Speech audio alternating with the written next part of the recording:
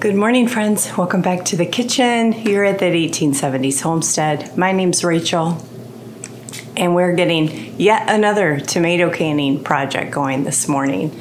It's 6:30. I have 30 minutes before I start work. Hopefully that's enough time to get a basket of these tomatoes cored and going in the roaster behind me. We're just gonna let those cook down low and slow today, and today I'm gonna share with you my chili base recipe. You know, when I was putting away the spaghetti sauce that I made, well, garden, what do we call it? The One Pot Wonder garden medley spaghetti sauce. Not my typical recipe, but when I was filling up the shelves, I really don't need to do any more of that this year. So that one round of that was plenty. I'm going to do, I just did the pizza sauce yesterday, guys. It turned out so good. Oh, so beautiful. So I probably need to do, this basket will probably be the last round of pizza sauce once it finishes ripening. This basket is getting turned into my Mexican chili base sauce. So that's what I'm sharing with you today. I do have a video on how you can do that, but get 3 variations of that sauce. So oftentimes I'll do just an Italian seasoning, a Mexican seasoning, and a Cajun seasoning, but the base of the sauce will be consistent across. We are adding zucchini to today's sauce, so you can definitely omit that if you're not comfortable with that. I know I get lots of conflicting comments with everyone down below, and it's just do your own due diligence. A lot of people just don't even feel safe. What the issue is, a lot of people just don't even feel safe water bath canning tomatoes, especially the way I do it, leaving the peels on and everything. And by all means, you can totally pressure can this recipe. And I might even show that today just to make you feel comfortable on how to pressure can it. So we are going to get going and coring these tomatoes. It's really a non-big deal, or no big deal.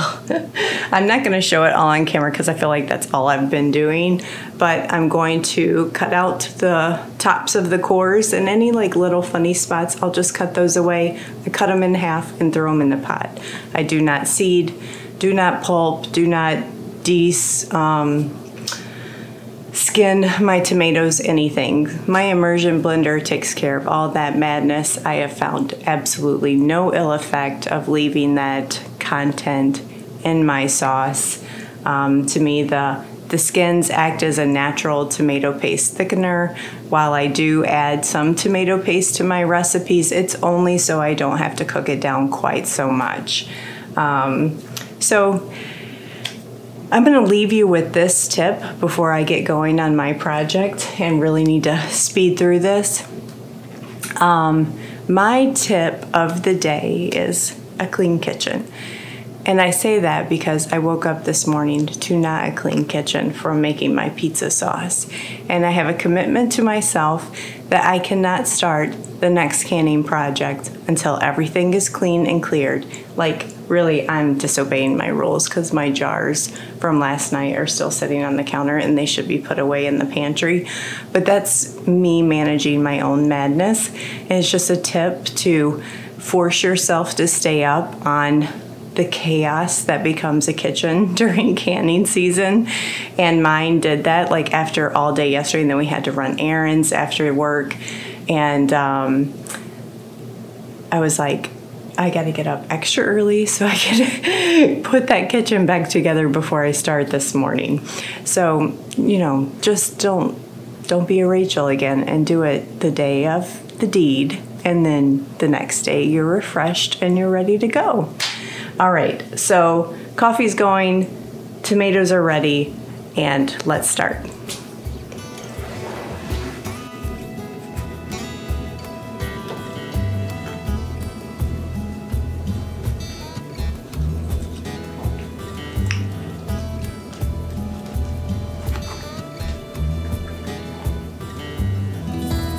Okay, well that is one big beautiful pot of tomatoes. I have it set to 300, no water added, just the tomatoes, and we are gonna let those cook down basically all day.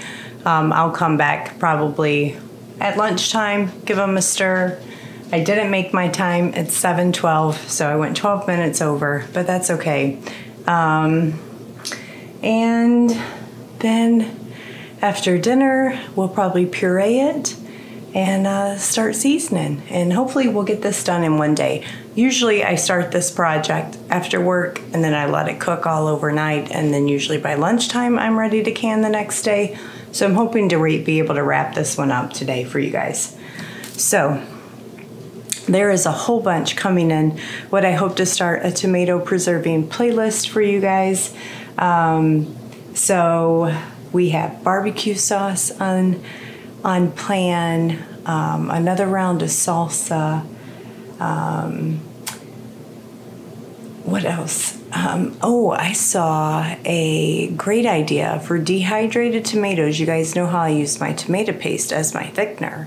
Well, take your dehydrated tomatoes, grind them into powder, and just add enough water to make a paste. So if I'm feeling ambitious at the end of the season, that might be what we do with that last round of ripening tomatoes. But anyway, lots of ideas in my head of what to share with you guys on ways to preserve if you're having a bumper crop like me. Now, every season is different. I've never had a bumper crop like this before. I planted nearly the exact same tomato amount of tomato plants, but this is just a crazy year for me. So we're gonna take advantage of it. We're gonna stock our pantry with all the things that we need, and I'm gonna share it with you guys. So off to work, and I'll see you guys in a bit. Alrighty, team, we are ready to do lunchtime. What am I doing? I'll get these stirred around. We're gonna puree them up, and I'll tell you what I'm adding to it real quick. All right, let's dump in. This is a bag, a gallon bag. It was very full. I just broke it up. It's frozen. Grated squash and zucchini. And then I have probably 4 cups of chopped onions, 4 green peppers chopped, 3 jalapeños, and 3 banana peppers. I'll put all that in there. I should have pureed, now that I think about it, I should have pureed the tomatoes before I put that frozen zucchini in it. Oh well. Okay, well we'll puree everything together at dinner time. But I think I'm gonna go ahead and leave the lid off so that some of this juice can start evaporating really well. It is 12:50 and I have to work till about 4, so I'll be back at 4 o'clock and we'll check on it then. Still set at the same temperature, 300 degrees.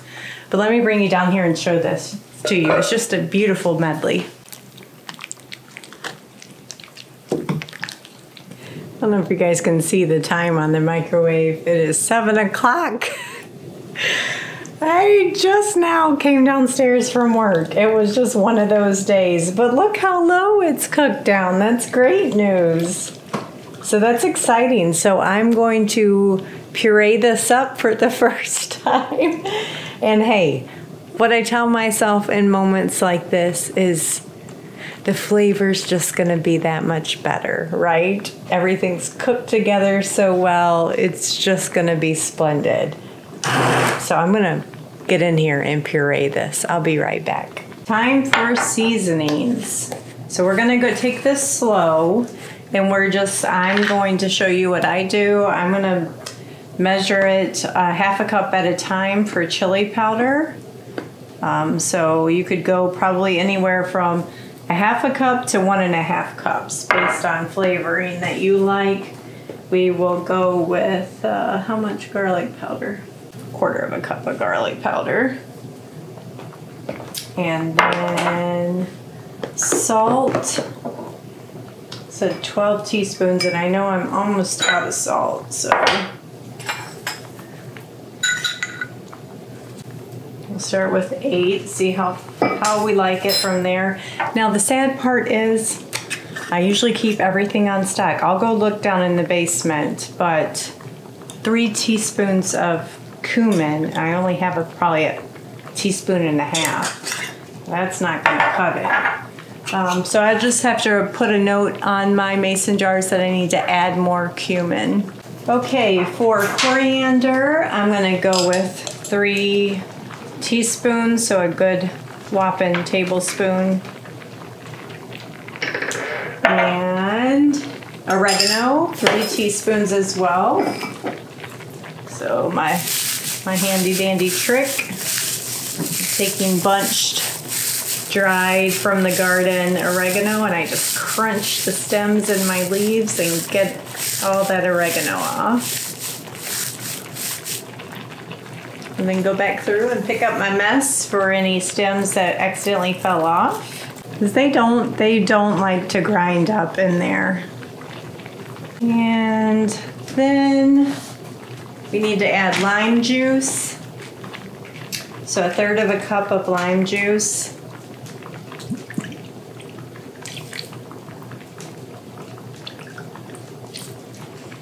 And I think that's good. I will taste this and see if I think it needs sugar. So let me get my spoon. Okay, maybe a little bit more chili powder, not much.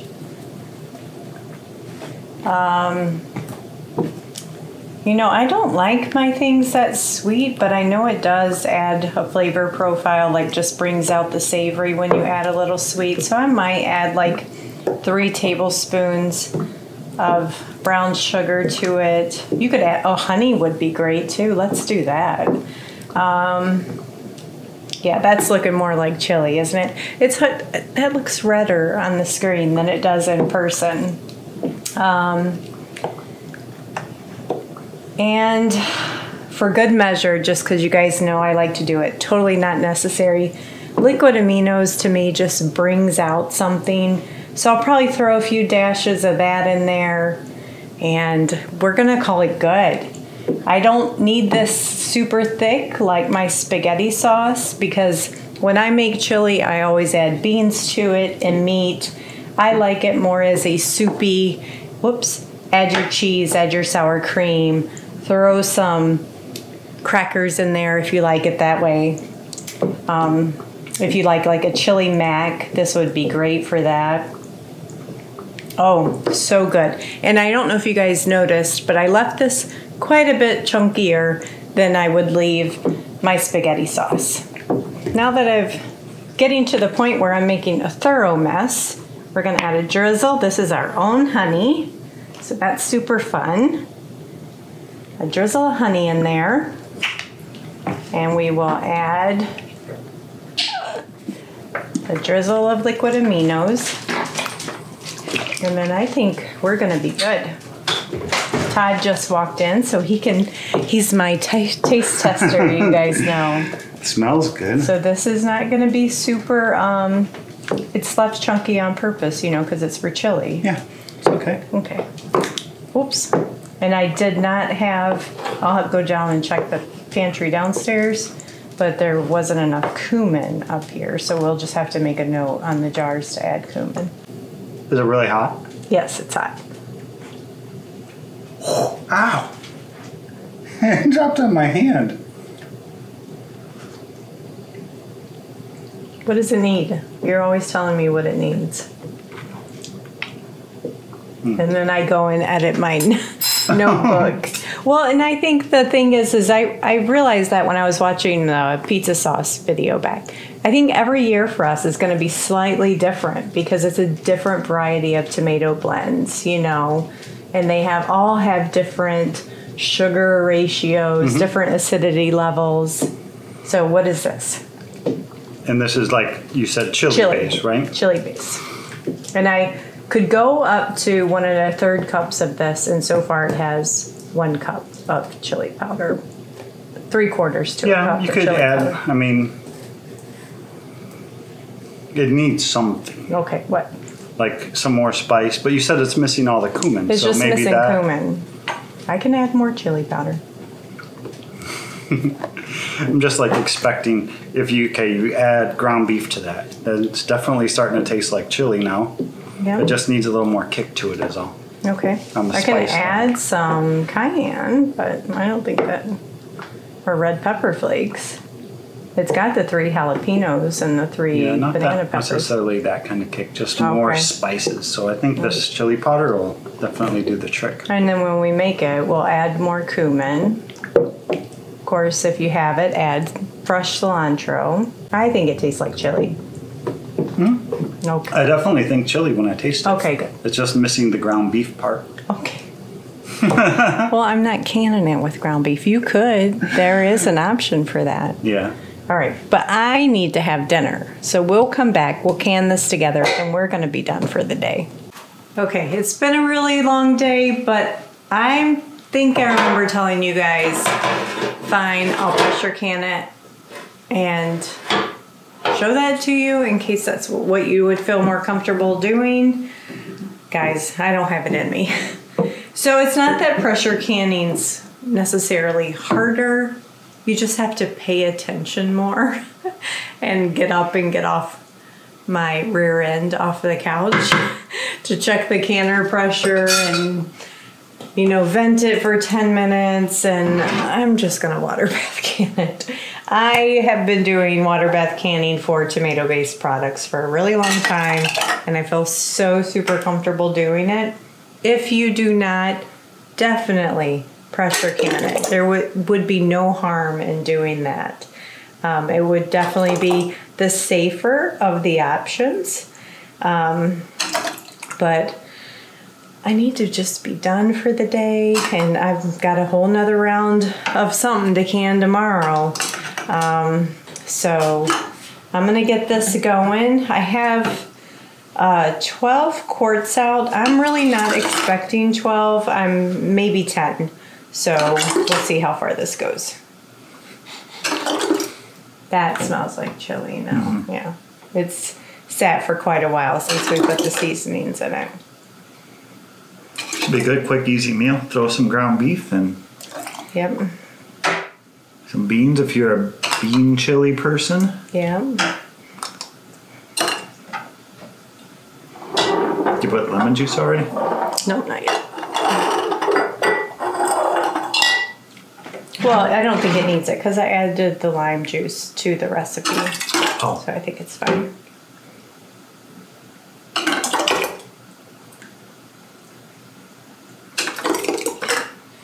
Put vinegar in your water? No. She always forgets. Not always. Sometimes. She often forgets. I have forgotten before. I'll put some. Thanks.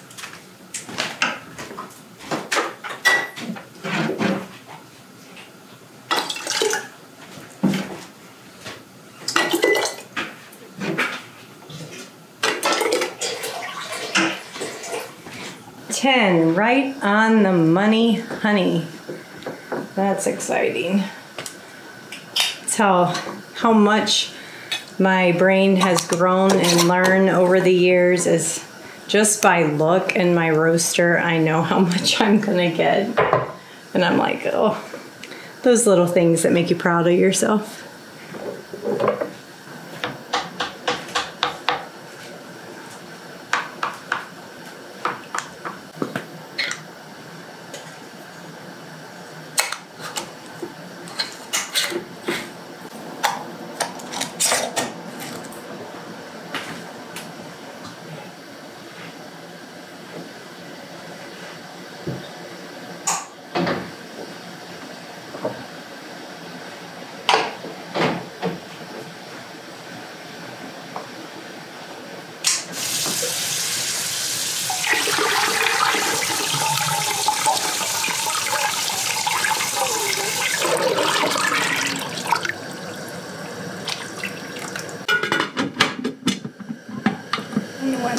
And sometimes it doesn't.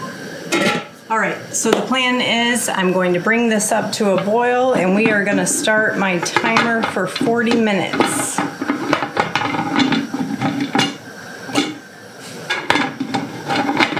So I'll end the video here with what they look like coming out of the canner. Thanks guys for coming with me.